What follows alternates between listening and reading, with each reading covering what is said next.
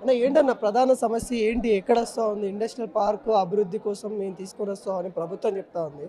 మీరేమో మరో విధంగా ఆవేదన వ్యక్తం చేస్తా ఉన్నారు. ఏంటి అన్న ఏం చెప్తారు?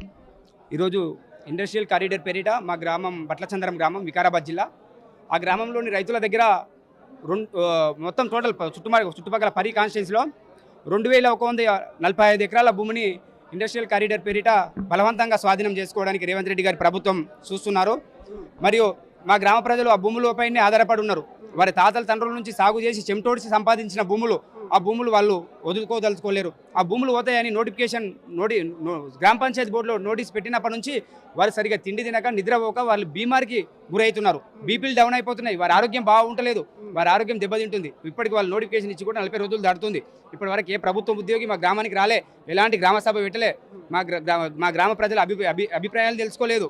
మేము అందరం మా గోడు ఇడిపించుకోవడానికి జిల్లా మెజిస్ట్రేట్ కలెక్టర్ దగ్గరికి వెళ్తే కూడా కలెక్టర్ గారు కూడా మాకు 2 గంటలు బయట కూర్చుని పెట్టుకొని మేము మెమోరాండం తీసుకొని ఇన్వార్డులు ఇచ్చిపోండి, పై అధికారుల దగ్గరికి తీసుకుపోతా అన్నాడు. ఆయనకి ఇచ్చి కూడా 1 మంత్ అవుతుంది. మాకు ఎలాంటి రెస్పాన్స్ రాలే, ఎలాంటి మా ప్రజల గోడు వాళ్ళు వినలేరు. అంటే ఎలాంటి భూములు? ఇప్పుడు మీ వ్యవసాయానికి అనుగుణమైన భూములేనా, లేకుంటే ఏమన్నా పోడు భూములా? ఎలాంటి భూములు?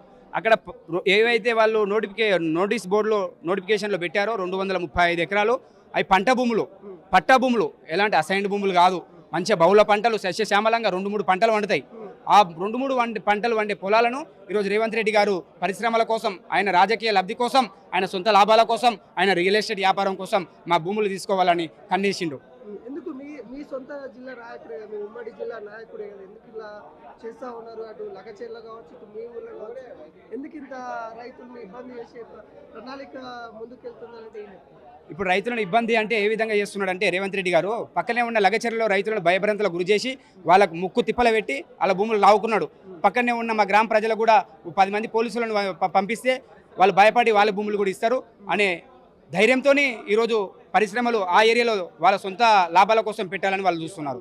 ప్రతి నాయకుడు రైతు రాజ్యం తీసుకుని వస్తాం, రైతులకు మేలు చేస్తామని కూడా ప్రతి నాయకులు ఎన్నికల ముందు చెప్తా ఉంటారు. మరి ఇప్పుడు చూస్తేనేమో రైతులేమో రోడ్డు మీదకి వచ్చిన పరిస్థితి కనబడుతుంది. ఎట్లా చూస్తుంది? గతంలో కూడా ప్రతి నాయకుడు చెప్పారు. ఇప్పుడు రేవంత్ రెడ్డి గారు కూడా 6 గ్యారంటీలు 420 హామీలలో ప్రధాన అంశం రైతుల కోసమే చెప్పాడు. మీరు రైతులు నాకు ఓటేయండి, నన్ను గెలిపించండి, మిమ్మల్ని కడుపులో పెట్టుకొని చూసుకుంటా, మీకు మంచి భవిష్యత్తు ఇస్తా, సరైన సమయానికి అన్ని ఎరువులు పంపిస్తా, ఏరియా పంపిస్తా అన్నీ చెప్పిండు. అందులో ఏ ఒక్కటి చేయలేడు. అన్నీ వ్యతిరేకంగా చేస్తున్నాడు. అభివృద్ధి చేస్తా అని మాటలతో మాత్రమే చెప్పిండు. ఎలాంటి అభివృద్ధి చేయకుండా ఈరోజు ప్రజలకు, రైతులకు వ్యతిరేకంగా రేవంత్ రెడ్డి గారు ప్రవర్తిస్తున్నాడు. రేవంత్ రెడ్డి గారికి సూటిగా ఒక ప్రశ్న అడుగుతున్నా. మీరు ఇప్పటికే యాక్విజిషన్ చేసుకున్న ప్రభుత్వ భూములు ఉన్నాయి, రైతుల భూములు ఉన్నాయి. అక్కడ ఎన్ని యూనిట్ల కంపెనీలు తీసుకొచ్చారు, ఎంత డెవలప్మెంట్ తీసుకొచ్చారు, ఇప్పుడు తెలంగాణ రాష్ట్రానికి ఎంత ఆదాయం వచ్చింది చూపియండి. ఎలాంటి పరిశ్రమలు తీసుకొచ్చారు, ఎలాంటి అభివృద్ధి చేసుకొచ్చారు. మీరు అప్పులైనా అన్నారు. నేను అప్పు అడగనికపోతే ఎవరు నమ్ముతలేడు అంటున్నారు. చెప్పులు ఎత్తకపోతేనేమని మమ్మల్ని నమ్మ కూడా నమ్ముతలేరు, ఢిల్లీలో అంటున్నారు. అలాంటిది మీరు పరిశ్రమలు తీసుకొస్తారంటే మిమ్మల్ని మేము ఎట్లా నమ్ముతాం? మా రైతులు ఎట్లా నమ్ముతారు? మా కండ్ల ముందర జైరాబాద్ కానీ, జడ్చర్ల పోలేపల్లి దగ్గర కానీ, అబ్దుల్లాపూర్ మెట్ కానీ ఇవన్నీ కండ్ల ముందర జరిగినాయి. అవన్నీ చూసి కూడా మేము ఎట్లా మోసపోతాం అనుకుంటున్నాడు రేవంత్ రెడ్డి ఎంత హుషారు ఉంటాడో మేము కూడా అంతే హుషారు ఉన్నాం. ఏమంటే మా రైతుల జోలికి వచ్చినంత వరకు మేము ఎవరి జోలికి పోము. మా పంటలు ఏదో మేము పండించుకొని మా బ్రతుకులు ఏదో మేము బతుకుతున్నాం. మా బ్రతుకులను మట్టి కొట్టి మా బతుకులను నాశనం చేసి మా పిల్లల భవిష్యత్తు నాశనం చేస్తామంటే మేము ఊరికేం.